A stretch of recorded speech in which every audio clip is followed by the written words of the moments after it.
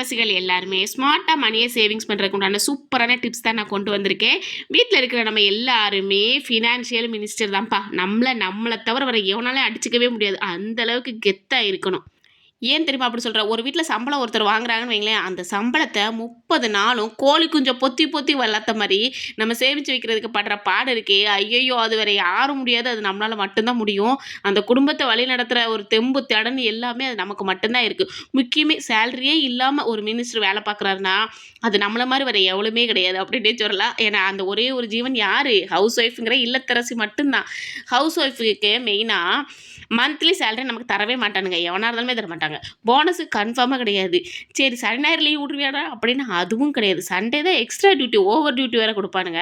ஆனா மாசம் லாஸ்ட் வந்துருச்சுன்னா, ஐய்யய்யோ! இன்னும் 6 நாள் தானே இருக்கு. இல்ல 5 நாள் தானே இருக்கு. நம்ம என்ன பண்ண போறோம்? இன்னும் 5 நாளுக்குள்ள நம்ம இவ்வளோத்தையும் எப்படி சமாளிக்க போறோம்? கையில காசு கம்மியா இருக்கேன்னு சொல்லிட்டு மண்டைய போட்டு குழப்புறதும் நம்ம தான். ஸோ ஆக மொத்தத்துல இது எல்லாத்தையும் பார்க்குறது நம்ம தான். ஸோ இன்னைக்கு நம்ம என்ன பார்க்க போறோம் அப்படின்னா, இந்த மாரி குழம்பாம இருக்கணுங்கிறதுக்காக மணி சேவிங்ஸ் டிப்ஸ் மட்டும் தான் சொல்லப் போறேன். அது இல்லத்தரசிகளுக்கான டிப்ஸ் அப்படின்னு சொல்லலாம். மொத்தமே ஒரு 5, 6 டிப்ஸ் தான்ப்பா குடுத்துருக்கேன். டிப்ஸ் எல்லாமே சூப்பரா இருக்கும். டிப்ஸ் 6வது டிப்ஸ் ரொம்ப ரொம்ப புடிச்சமான டிப்ஸ் அப்படின்னே சொல்லலாம். ஸோ ஸ்கிப் பண்ணாம பாருங்க. வீடியோ உங்களுக்கு பிடிக்கும்னு நான் நம்புறேன். இப்ப வாங்க வீடியோக்குள்ள போகலாம். ஹாய் சிலுக்குட்டீஸ், மணி என்ன 3 ஆயிட்டு நம்ம வந்துருவோம். இன்னைக்கு என்ன டாபிக் அப்படின்னு சொன்னீங்கன்னா, ஃபர்ஸ்ட்டே சொல்லிட்டு வந்துட்டேன்.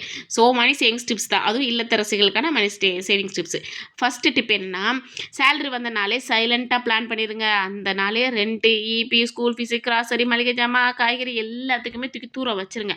பட்ஜெட்ட ஃபிக்ஸா போட்டுட்டு அதுக்கப்புறம் அத வந்து எடுக்கவே கூடாது. அந்த மாரி எடுத்து வச்சுரணும். இன்னும் சொல்லப்போனா சேலரி வந்த அன்னைக்கு தான் மேக்ஸிமம் நமக்கு வந்து செல்ஃப் கண்ட்ரோல் வேணும். ஏன்னா அன்னைக்கு தான் தோணும், அப்பாடா சம்பளம் வந்துருச்சு. இன்னைக்கு எதையாவது வாங்குவோமா, ஃப்ரைட் ரைஸ் வாங்குவோமா, சிக்கன் வாங்குவோமா, தந்தூரி வாங்குவோமா அப்படின்னு நம்ம மனசுலாம் எண்ணும். பட் நம்ம என்ன செய்யணும், ஏய் கொஞ்சம் சும்மா இருடா, மாசம் 1ஆம் தேதி இப்படித்தான் நீ சொல்லுவ. இதே மாசம் 25க்கு மேல ஐயோ என்னாச்சுன்னு சொல்லிட்டு என் உயிரை எடுப்ப. ஸோ அதனால நீ வாயை மூடிக்கிட்டு இரு. நம்மளே நம்ம கண்ட்ரோல் பண்ணிக்கணும். செகண்ட் டிப்ஸு, சூப்பர் மார்க்கெட்டில் ஆஃபர் போர்டை பார்த்தா போதும், மனசில் எப்படி சொல்கிறது, மனசு தூணில் மாட்டின மீன் மாதிரி சும்மா சுற்றி சுற்றியே ஆரம்பிக்கும். வாங்குவோமா வேண்டாமா, வாங்குவோமா வேண்டாமான்னு 10 தடவை கேட்போம். அது buy two get one free அப்படின்னா, பரவாயில்ல 2 வாங்கினா 1 ஃப்ரீயா அப்படின்னு நினைப்போம். இதை விட மோசமானது buy one get one free. 1 வாங்கினா 1 ஃப்ரீயா, 1 வாங்கினா 1 ஃப்ரீயான்னு சொல்லிட்டு இருப்போம். ஆனால் பட் அது வந்து எந்த அளவுக்கு ஒர்க் அவுட் ஆகுங்கிறது எனக்கு தெரியாது. எனக்கு எல்லாத்துலேயுமே நம்ம வந்து அந்த ஆஃபர் வந்து எதிர்பார்க்கக்கூடாது. ஏன்னா ஆஃபர் இருக்கா இல்லையா நான் ஆரம்பத்திலே என்னோட வீடியோவில் ஃபுல்லாகவே சொல்லியிருப்பேன். ஒரு பொருள் வாங்க போகிறீங்கன்னா ஒரு 4, 5 கடையில் எவ்வளோன்னு ஃபஸ்ட்டு விசாரிச்சு வைங்க. ஒரு மாதம் நீங்கள் அலைஞ்சிங்கன்னா அப்புறம் மாதம் மாதம் ஈஸியாயிரும். So buy one get one ஆஃபர்னா கண்டிப்பாக அவனுக்கு ஏதாவது லாபம் இல்லாமல் நமக்கு கொடுக்க மாட்டான். நமக்கு லாபம் இருந்தால் மட்டும்தான் வாங்கணும், இல்லாட்டா வாங்கக்கூடாது. இதை பார்த்தோன்னே மனசு மெல்ட் ஆகும். பட் ஆனாலும் சரி தான், கல்லில் உறைஞ்ச ஃப்ரிட்ஜில் உறைஞ்ச சாக்லேட் மாதிரி சும்மா கல் மாதிரி இருக்கணும். எக்காரணத்தை கொண்டு மெல்ட் ஆகிரவே செய்யாதீங்க. அப்புறம் நம்ம கையில் இருக்க காசை ஃபுல்லாகவே இந்த buy one get one free காரன் பிடிங்கிருவான். இன்னொரு விஷயம் என்னன்னா, கொஸ்டின் கேளுங்க. இது உண்மையா நமக்கு தேவைதானா? இப்போதைக்கு வாங்கலாமா? வேண்டாமா? அப்படின்னு சொல்லிட்டு யோசிங்க. ஃபர்ஸ்ட்டு எந்த கடைக்கு போறதா இருந்தாலுமே லிஸ்ட் எழுதிட்டு போயிருங்கப்பா. லிஸ்ட் இல்லாம போனீங்கன்னு வைங்களேன், ஆத்துல போட்ட கல் மாதிரி தான். மேலே எந்திரிச்சு வரவே முடியாது. அது எங்கே உருண்டு போகுதுன்னும் தெரியாது. ஸோ அது மட்டும் இல்லாமல் ஒரு பிஸ்கட் பாக்கெட் வாங்க போகிறோன்னு வைங்களேன், அதுவே 1200 நம்ம வந்து பில் வந்துடும். ஏன்னா சூப்பர் மார்க்கெட்டில் நம்ம கண்ணு ஒரு இடத்துல இருக்காது. ஏகப்பட்ட ஆஃபர்ஸ் போட்டிருப்பான்.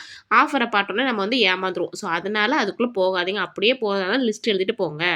டிப் நம்பர் 3, ஸ்மார்ட் குயின் யார்? நம்ம தான். இப்போ சாப்பாடு மிஞ்சிருச்சுன்னு வைங்களேன், உடனே லெமன் சாதத்தை ரெடி பண்ணிடுங்க. இல்லைனா கர்ட் ரைஸ் ரெடி பண்ணிடுங்க. இல்லைனா புளியோதரையாவது ரெடி பண்ணிடுங்க. என்னத்தையோ ஒன்று ரெடி பண்ணிடுங்க.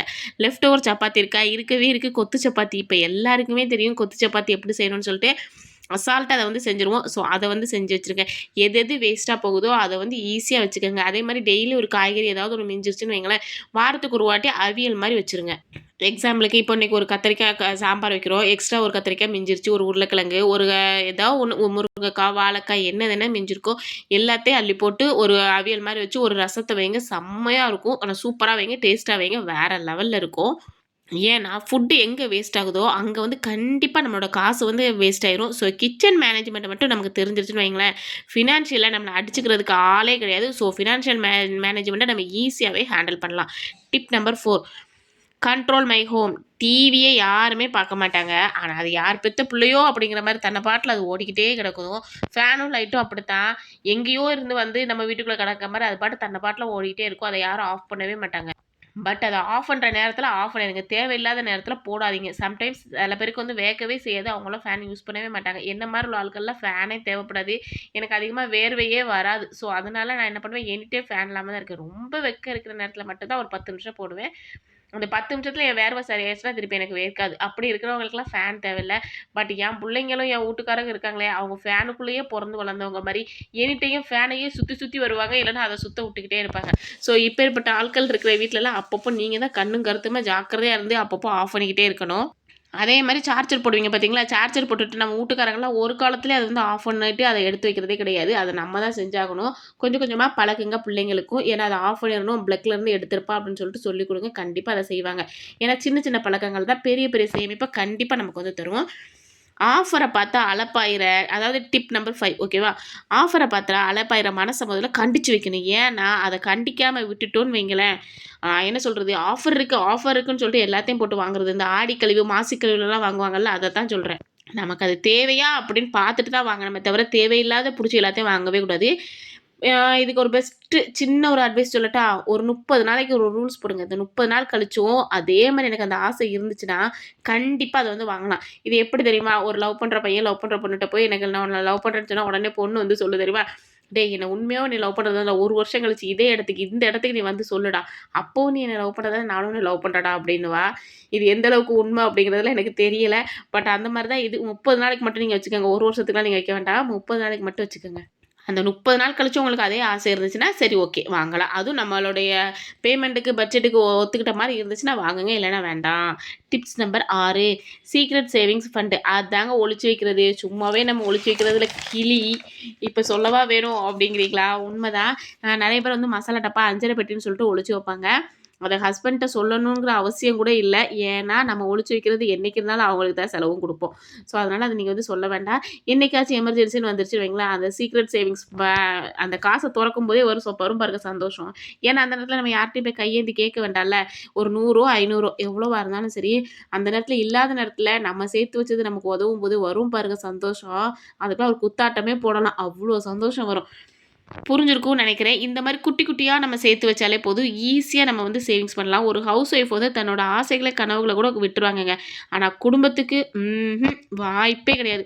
தனக்குன்னு ஒரு ட்ரெஸ் வாங்குறாங்களோ இல்லையோ, பட் குழந்தைக்கு ஸ்கூல் பேக்கு, ஸ்கூல் புக்ஸு, பிள்ளைங்களுக்கு என்ன தேவை இதெல்லாம் பார்த்து பார்த்து வாங்குவாங்க.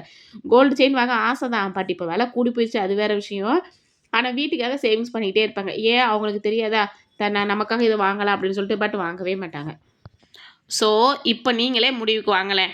ஹவுஸ் ஒய்ஃப் தானே அந்த வீட்டோட ரியல் ஃபினான்சியல் மினிஸ்ட்ரு. உண்மையா இல்லையா? உண்மையா இல்லையான்னு சொல்லிட்டு கமெண்ட்ல சொல்லணும். நான் வந்து ஆமான்னு தான் சொல்லுவேன். ஏன்னா, கண்டிப்பா ஒரு ஒரு இல்லத்தரசியால மட்டும்தான், ஒரு வீட்ல இருக்க பொண்ணால மட்டும்தான் அந்த குடும்பத்த வந்து நிர்வகிக்க முடியும். இத வந்து ஆணித்தரமா நான் அடிச்சு சொல்லுவேன். எந்த வீட்ல வந்து குடும்பத்தோட நிர்வாகம் இருக்கோ, அந்த வீடு வந்து சும்மா சூப்பரா ஜெகஜோதியா வளரும் அப்படிங்கிறது என்னோட நம்பிக்கை. உண்மையா இல்லையா நீங்க கண்டிப்பா சொல்லணும். சரியா? ஒரு நாள் அந்த குடும்பத்துக்கு பாதுகாப்பா திரும்பும் கண்டிப்பா அந்த நம்பிக்கை. நமக்கு சம்பளம் தான் வரல. பட் நாம ஸ்மார்ட்டா இருந்தோம்னா செம்மையா வாழலாம். வாழலாமா? இல்லையா? அப்படிங்கிறத நீங்க தான் சொல்லணும். கண்டிப்பா வாழலாம். எனக்கு அந்த நம்பிக்கை இருக்கு. நீங்களும் ஸ்மார்ட்டா இருந்தீங்கன்னா, இந்த வீடியோ உங்களுக்கு பிடிச்சிருந்தா லைக் பண்ணுங்க, ஷேர் பண்ணுங்க, கமெண்ட் பண்ணுங்க, சப்ஸ்கிரைப் பண்ணுங்க. இன்னைக்கு வீடியோ சீக்கிரம் முடிஞ்சிருச்சுன்னு நினைக்கிறேன். டக்கு டக்குன்னு முடிச்சிட்டேன். ஓகே. டாடா பாய்மா. நெக்ஸ்ட் வீடியோல நாளைக்கு பார்க்கலாம். சொல்ல மறந்துட்டேன். லைக்கும், ஹைப்பே பண்ணுங்க. அப்பந்தான் நமக்கு தெரியாத ஃப்ரெண்ட்ஸுக்கும் கூட இதெல்லாம் போகும். அவங்களும் நல்லா இருப்பாங்க. நம்மளும் நல்லா இருக்க முடியும். டாட்டா.